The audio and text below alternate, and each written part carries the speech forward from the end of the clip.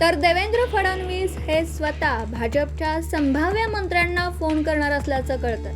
मंत्रिमंडळ विस्ताराच्या संदर्भात मुख्यमंत्री स्वतः या संभाव्य मंत्र्यांना फोन करणार आहेत आणि उपस्थित राहण्याच्या सूचनाही करणार आहेत। मुख्यमंत्र्यांच्या फोनच्या नंतरच त्यांच्या मंत्रिपदाच्या संदर्भात शिक्कामोर्तब होणार असल्याचं कळतं। तर भाजपचे हे संभाव्य मंत्री नेमके कोण, त्यांची नावं आपण बघूया।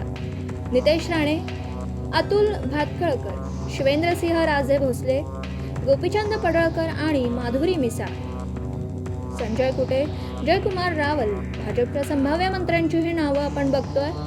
आणि उद्या राज्य मंत्रिमंडळाचा विस्तार होणार आहे। आशिष शेलार, रवींद्र चव्हाण, मंगलप्रभात लोंढा आणि उपनगरातील ही नावं आपण बघतो।